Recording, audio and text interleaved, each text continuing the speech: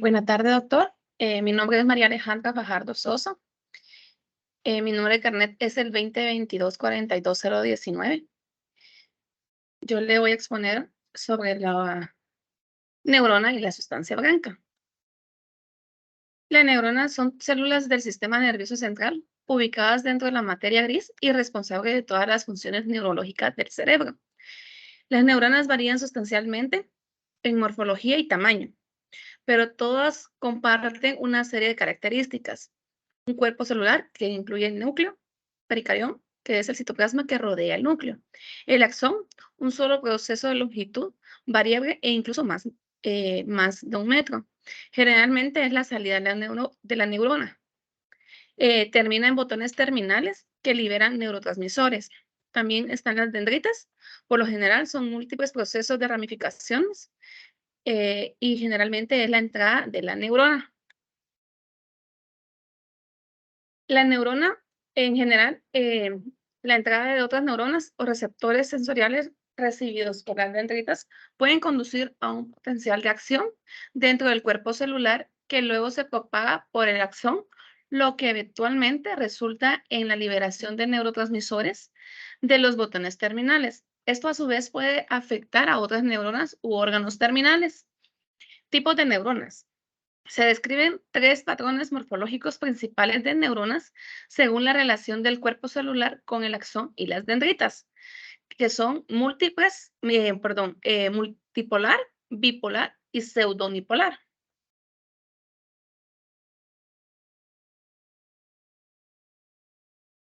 La variación adicional en la morfología y el tamaño como resultado eh, una variedad de tipos de neuronas específicas según la ubicación dentro del sistema nervioso. Por ejemplo, dentro de la corteza cerebral están presentes 5 tipos de neuronas.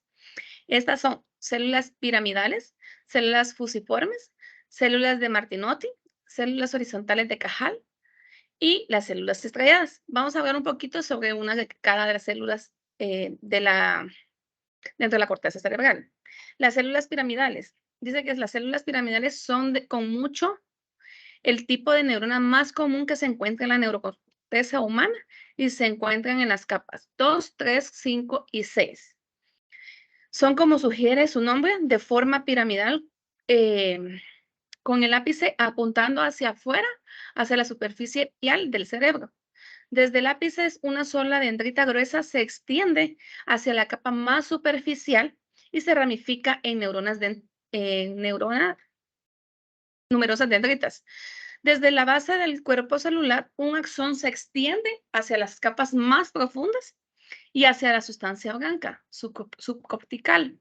Los ejemplos más grandes de las células piramidales son las células de Benz, que se encuentran en la corteza motora. Las células fusiformes. Las células fusiformes se extienden ortogonalmente a su capa celular con dendritas que se extiende desde cualquier extremo hacia las capas más profundas y superficiales del cuerpo celular, que surge un axón que discurre superficialmente. Las células horizontal de Cajal. Son células horizontales de Cajal, son las que se encuentran en la capa 1 y son de tipo de celda menos común. También tienen forma fusiforme, pero están alineados en paralelo a su capa de células con su axón que se extienden lateralmente dentro de la capa para hacer sinapsis con las células piramidales cercanas. Tenemos también la célula de Martinotti que dice que son células pequeñas con números limitados de dendritas cortas y de axón que se extienden superficialmente. También encontramos las células estrelladas que dice que son también conocidas como células granulares. Son redondeadas con dendritas cortas que se irradian circunferencialmente desde el cuerpo. Se encuentra predominantemente en las capas 2, 4 y 6. Empezamos ahora con lo que es la sustancia blanca. Es la sustancia del cerebro y la médula espinal que contiene los tractos de fibra de los axones neuronales en el sistema nervioso central. El término se debe al color más pálido de la mielina rica en lípidos que se recubren de los axones en los tractos de comparación con la materia gris, que contiene predominantes los cuerpos celulares neurológicos. Las fibras de la sustancia blanca hemisféricas se clasifican desde el punto de vista anatómico en tres categorías. Estas serían las fibras de asociación que se unen, que a su vez pueden ser cortas. Las cortas dice que unen la corteza de dos circunvalaciones próximas, generalmente adyacentes, y también denominadas las fibras de arqueadas o de Nu, debido a su forma. Y las que son largas unen la corteza de dos puntos distantes, pero en el mismo hemisferio.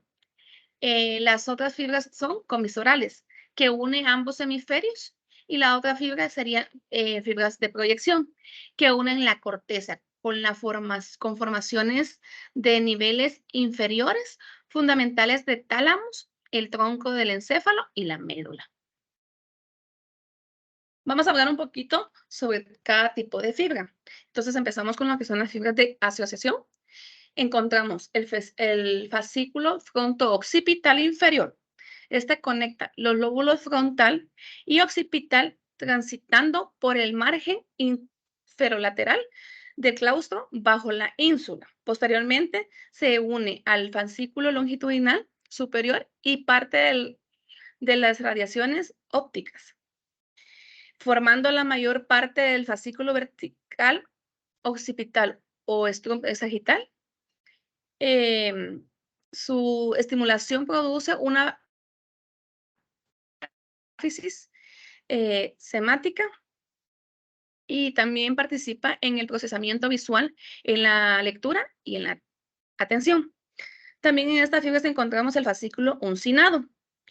Conecta las circunvalaciones orbitarias y frontal inferior con los lóbulos temporal anterior, adoptando una forma de gancho en la región basal de la cisura de Silvio. En su tercio medio se une el fascículo fronto-occipital inferior, continuando con el trayecto interlateral hacia el polo temporal anterior. Puede tener un papel importante en el léxico, las asociaciones semáticas y la nominación, pero no es esencial para el lenguaje.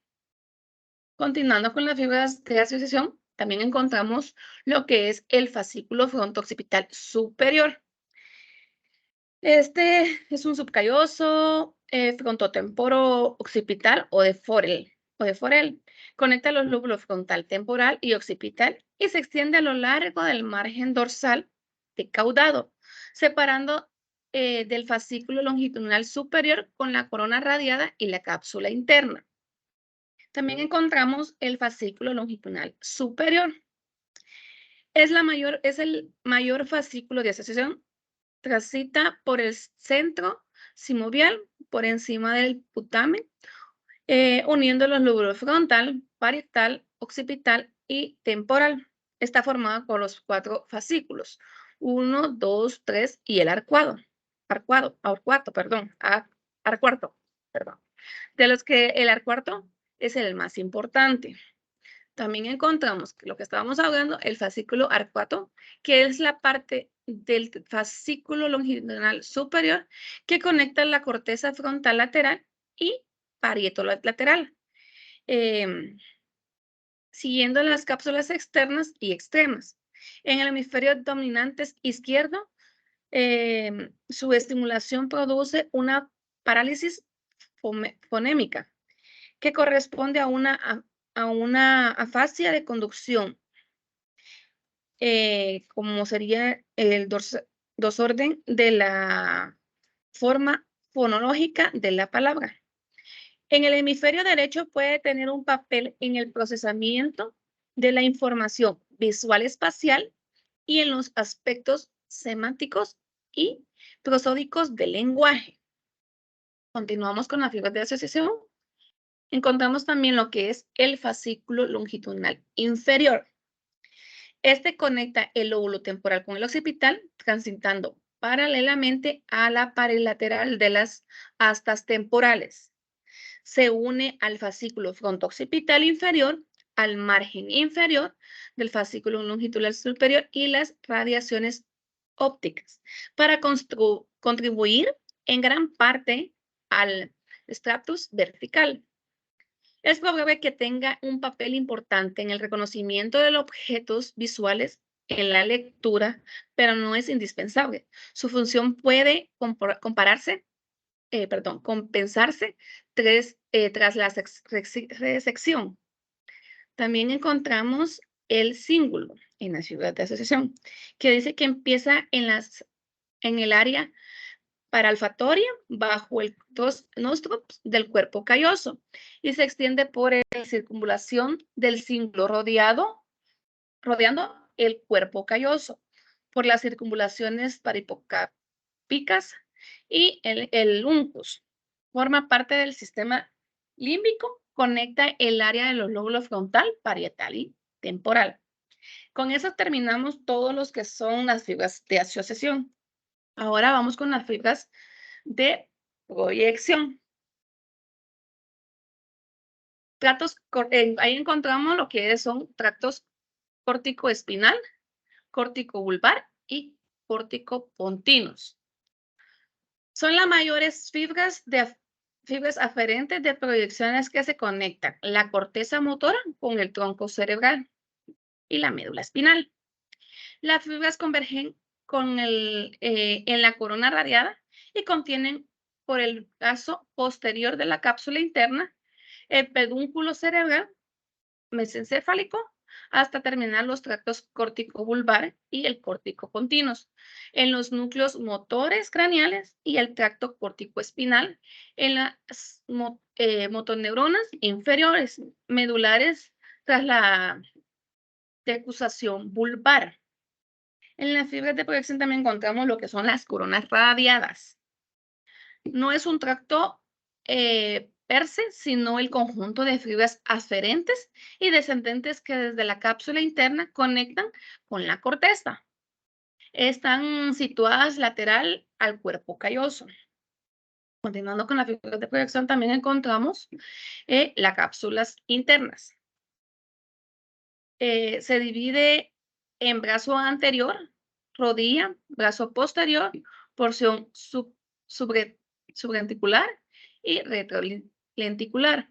El brazo anterior contiene a las radiaciones talámicas anteriores asociadas en el núcleo de dorsomedial y las fibras frontopontinas, que llevan un proyecto anteroposterior, el brazo posterior a los tractos corticonucleares y el córtico pontino y el córtico vulvar, que son también con córticos espinales y la radiación támica superior, que asocian el núcleo ventrolateral con el proyecto de cráneo caudal.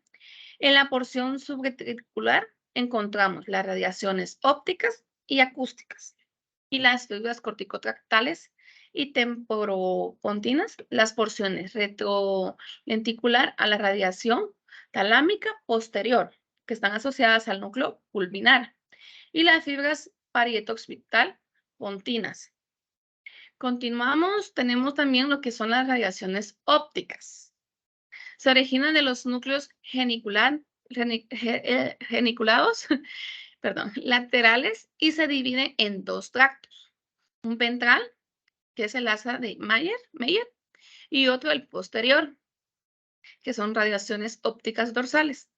Las fibras de radiaciones ópticas dorsales llevan información del cuerpo visual contralateral, información del cuerpo visual contralateral inferior a ambos ojos. Estas fibras se dirigen al lóbulo occipital y terminan en el margen superior de la cisura calcarina. Las fibras de asa de Meyer pasan por debajo de las radiaciones ópticas dorsales y se dirige lateralmente hacia el lóbulo dorsal y se dirige hacia el lóbulo temporal. Forma un asa de alrededor del asta temporal y termina en el margen inferior de la cisura calcarina. Lleva información del campo visual contralateral superior de ambos ojos. Se une con los fascículos fronto-occipital inferior, el fascículo longitudinal inferior y las fibras inferiores del fascículo longitudinal superior para formar el estratus vertical. Continuamos como siempre con las fibras de proyección. También encontramos lo que son lemniscos mediales. Estos tractos son la continuación de las neuronas de segundo orden, de los cordones posteriores después de la decusación de las fibras arqueadas. Las neuronas de tercer orden están en los núcleos ventrolaterales, dorsales del tálamo y terminan en la corteza parietal por las radiaciones talámicas superiores, que son sensibilidad, propioceptiva, consciente y tacto crítico. También encontramos acá lo que son los fascículos espinocerebelosos inferiores o de French. Se extiende desde la columna de 1L4 al cerebro pasando por los pendículos cerebelosos inferiores, que son sensibilidad, propioceptiva, inconsciente. También encontramos lo que son fascículos espinocerebelosos superiores, que se extiende desde las neuronas de segundo orden, desde la L1 a la L5, por los pendículos cerebelosos superiores al cerebro, que son sensibilidad propioceptivas inconscientes. También encontramos los tractos pontocerebelosos que conectan las fibras transversas de la protuberancia del cerebro a través de los pendículos cerebelosos medios. Aquí terminamos con lo que son las fibras de proyección. Continuamos ahora con las fibras comisurales. Encontramos aquí lo que es el cuerpo calloso. Es la comisura más grande constituida por fibras transversales que unen áreas simétricas de los lóbulos parietales, regiones frontales, posteriores y superiores temporales. La rodea de los lóbulos frontales por el forceps menor y el espueño de los lóbulos occipitales por el forceps mayor. El tapetum está constituido por las fibras inferolaterales que rodean el margen lateral de las astas occipitales hacia el lóbulo temporal. También encontramos otra fibra en las comisurales que son comisura anterior. Las fibras transversales cruzan por la lámina terminales y conectan con los bulbos y los núcleos olfatorios con las circunvalaciones temporales medias. También encontramos comisura posterior. Dice que esta es un haz de fibras nerviosas que atraviesan la línea media inmediatamente por encima del orificio del acueducto cerebral hacia el tercer ventrículo.